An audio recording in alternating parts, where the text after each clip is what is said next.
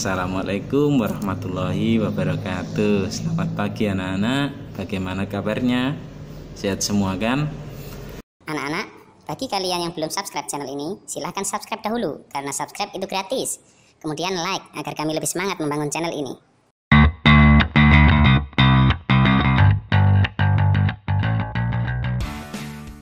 Anak-anak, untuk mengawali belajar kita hari ini, mari kita nyanyikan lagu dengan judul Cicak di Dinding. Ya, langsung saja ya. 1, 2, 3. Cicak-cicak di dinding, diam-diam merayap. Datang seekor nyamuk, hap, lalu ditangkap. Setiap lagu pasti memiliki bagian-bagian yang dinyanyikan atau yang disebut dengan pola pendek atau pola panjang. Nah, kalian bisa membayangkan kalau sebuah lagu itu hanya memiliki pola pendek saja, maka lagu ini nanti akan datar, tidak indah dinyanyikan. Ataupun lagu yang hanya dinyanyikan dengan pola panjang saja, tidak ada pola pendeknya, sama nanti juga datar dan tidak terasa indah untuk didengar lagu ini. Maka setiap lagu pasti memiliki pola pendek dan pola panjang, sehingga jika dinyanyikan lagu ini akan membentuk irama yang terdengar indah. Nah, sekarang kita perhatikan ketukan yang dilakukan Pak Guru tadi. Di sini sudah dikasih tanda kotak kecil, kotak panjang. Nah, ini berarti nanti menandakan bagian tersebut polanya pendek atau panjang ya. Yang kecil-kecil ini pendek, yang panjang ini nanti polanya berarti panjang ya. Ini satu ketukan, ini dua ketukan. Yang satu ketukan pendek, yang dua ketukan berarti panjang. Yuk kita coba yuk. 1, 2, 3. Cicak-cicak di dinding, diam-diam merayap. Datang seekor nyamuk, hap, lalu ditangkap. Nah, setelah kita menyanyikan lagu Cicak di Dinding tadi dan mempelajari pola pendek dan pola panjang di lagu tersebut, sekarang mari kita amati lagu ini untuk mengaitkan dengan materi kita tentang makhluk hidup. Sini Pak Guru sudah membuat lembar pengamatannya. Situ ada cicak, ada meja, ada ikan. Nah, di lagu Cicak di Dinding ini, kalau kita lihat, cicak-cicak di dinding, diam-diam merayap. Merayap berarti jelas dia bergerak ya. Kita tulis di sini. Bergerak. Meja juga kita tulis dulu ya semuanya. Jelas kalau cicak dia bergerak ya, kita centang yang bergerak. Meja, apakah kalian pernah lihat meja bergerak sendiri tanpa proses dari manusia atau kejadian-kejadian alam? Tentunya tidak, berarti meja tidak bergerak. Sekarang ikan juga jelas, kita tahu ikan bergerak. Nah, sekarang kita lanjut lagunya ya.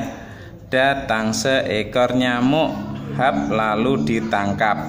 Nah, cicak ini menangkap nyamuk untuk diapakan? Nah, tentunya untuk dimakan. Nah, kita tulis di sini, makan.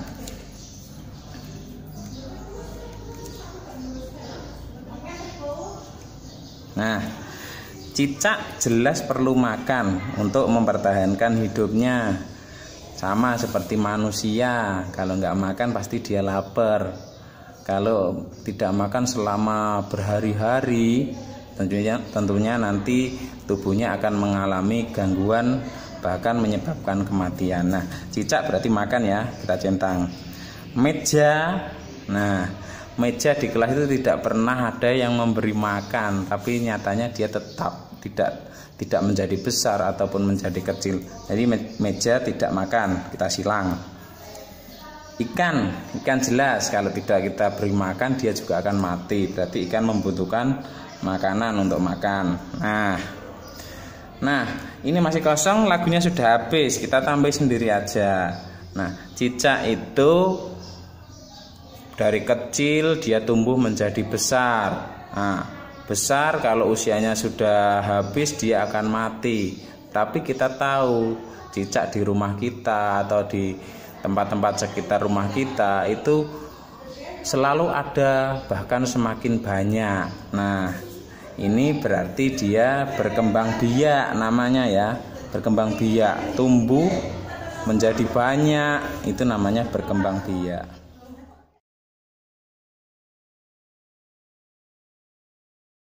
Nah, ini juga kita tulisi dulu.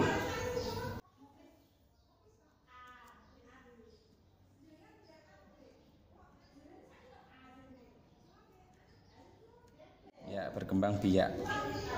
Nah, cicak berkembang biak jelas dia menjadi banyak, dan kalau tidak bisa berkembang biak maka cicak ini akan mengalami kepunahan sehingga jumlahnya akan semakin sedikit bahkan habis. Kalau meja ya di kelas kita tahu kalau kita jumlahnya 20 misalnya, besoknya kita lihat lagi ya 20, bahkan seminggu atau 1 bulan atau setahun berikutnya ya tetap 20, kecuali ditambahi lagi sama manusia. Dia tidak bisa memperbanyak dirinya sendiri ya, berarti meja tidak berkembang biak. Kalau ikan sama dengan cicak ya, ikan yang di akuarium atau di kolam. Nah, di kolam diberi makan dia besar, dia bertelur. Nah, menetas menjadi anak-anak ikan, dia semakin banyak jumlahnya, namanya ini berkembang biak. Nah, ikan berkembang biak, cicak berkembang biak, meja tidak. Nah, kita lihat rekamnya ini ya. Yang bergerak cicak, ikan, meja tidak. Yang butuh makan cicak, ikan, meja tidak. Yang berkembang biak cicak iya, meja tidak. Ikan berkembang biak. Nah, berarti ciri-ciri makhluk hidup ini diantaranya bergerak, membutuhkan makan, dan berkembang biak. Tidak mungkin makhluk hidup itu tidak bergerak. Manusia itu makhluk hidup, maka dia perlu bergerak. Tidak mungkin dia diam terus. Manusia juga perlu makan, cicak juga perlu makan karena makhluk hidup. Ikan juga perlu makan ya, untuk mempertahankan hidupnya. Terus yang berkembang biak juga, meja tidak perlu berkembang biak, ini tidak bisa dia. Maka bisa disimpulkan anak-anak, cicak ini termasuk makhluk hidup, meja bukan makhluk hidup, ikan termasuk makhluk hidup. Nah, semua makhluk hidup pasti memiliki ciri-ciri, yaitu diantaranya bergerak, makan, berkembang biak. Nanti ada gandengannya makan ini minum, ya kan? Ada nanti menanggapi rangsang, bernafasnya. Cicak ini makhluk hidup, ikan makhluk hidup. Semua makhluk hidup pasti bergerak, makan, berkembang biak, dan yang Pak Guru sebutkan tadi. Meja termasuk benda mati. Yang sejenisnya meja seperti batu, pensil, buku, almari, kursi, pintu, dan lain-lain itu benda mati. Maka dia tidak memiliki ciri-ciri yaitu bergerak, makan, berkembang biak. Nah, bergerak ini bergerak dengan sendirinya ya, bukan karena bantuan orang lain. Ngomong-ngomong masalah ikan yang berkembang biak, dengan cara apa tadi? Ikan berkembang biak memperbanyak dirinya dengan cara bertelur ya, bertelur ya. Ikan itu sekali bertelur bisa ratusan bahkan ribuan. Kalau cicak bertelurnya paling cuma 1, 2. Mungkin kalau Pak Guru pernah menjumpai itu paling banyak itu 4 telurnya cicak. Tapi kalau ikan itu sampai ribuan anak-anak ya. Nah, bisakah anak-anak menghitung sampai ribuan ya? Yang sudah bisa berarti hebat. Yang belum bisa jangan patah semangat. Kalian harus selalu berusaha agar kalian menjadi bisa. Sekarang mari kita pelajari tentang bilangan ribuan ya. Jadi agar kalian bisa menghitung sampai ribuan ya. Nah, bilangan ribuan itu kalau paling mudahnya kalian pasti bisa ya, sudah kelas 3 pasti bisa untuk menghitung uang.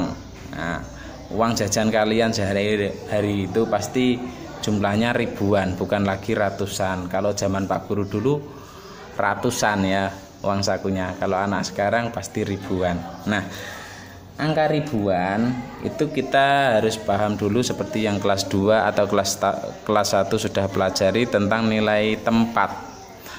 Nah, nilai tempat bilangan itu ada yang namanya satuan. Terus di atasnya satuan ada puluhan. Nah, terus naik lagi menjadi ratusan, naik lagi menjadi ribuan, nah naik lagi menjadi puluh ribuan. Nah, tapi untuk kelas 3 ini kita akan pelajari tentang ribuan. Nah, otomatis yang satuan, puluhan, ratusan sudah kalian pelajari di kelas 1 ataupun kelas 2 ya. Nah, untuk nilai tempat itu kita menulisnya, kalau mulainya dari satuan berarti berada di paling kanan satuan ya. Contoh, kita tuliskan angka 2, ini 2 satuan. Terus kita tuliskan 40-an, berarti tempatnya bukan di sini ya, harus di sebelah kirinya ya. 40-an berarti 42. Nah, 2 satuan berarti bukan 20 atau 200. 2 ya 2 karena satuan. Yang 40-an berarti 40, bukan 400 ya, bukan 4 saja tapi 40. Jadi kalau kita lihat ini 42. Terus kita tulis 300-an ya, berarti tempatnya ada di sebelah kirinya 4. 342 berarti kita baca 3 ini ratusan berarti 300, 4 ini puluhan 40, 2 satuan 2 berarti 342. Kita tambah lagi sekarang yang ribuan. Ribuan ini contohnya kita tulis angka 1 ya. Nah, di sini.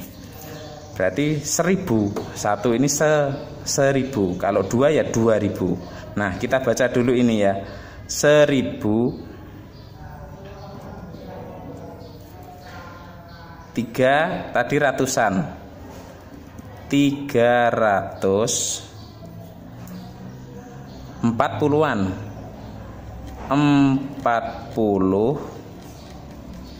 2 satuan 2. Nah, 1342. 1342. Nah, dari sini kita hitung untuk ribuan.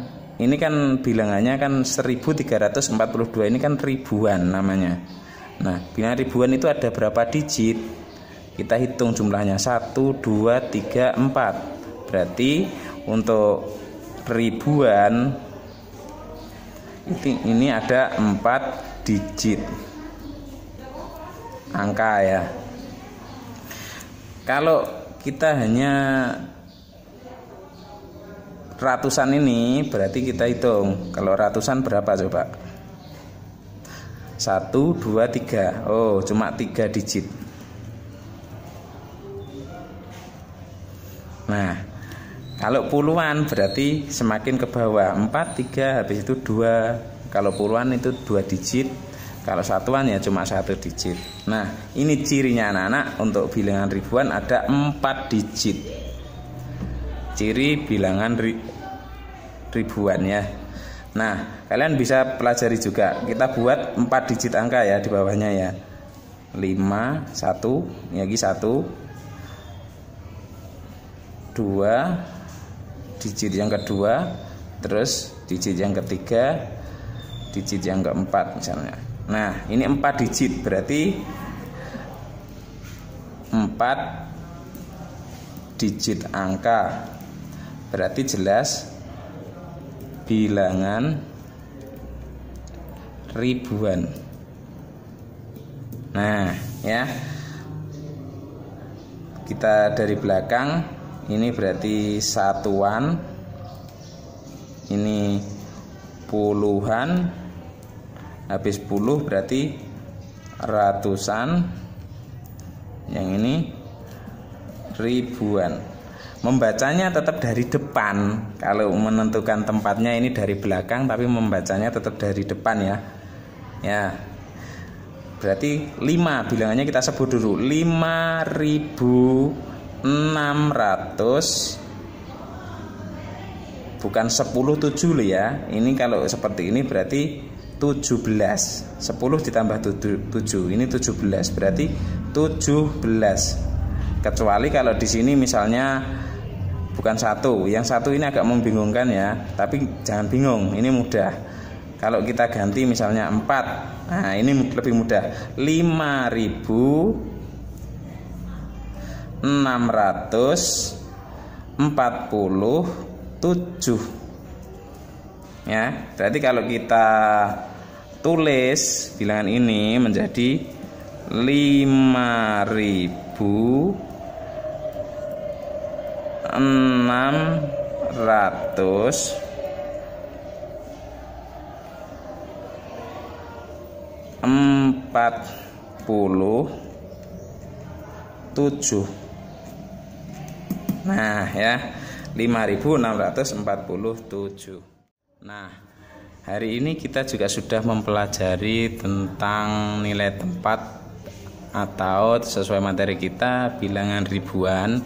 Maka jika nanti anak-anak mendapatkan persoalan tentang bilangan ini, anak-anak harus bisa mengerjakannya. Contoh, ada soal. Contoh ya, ini contoh soal nomor 1.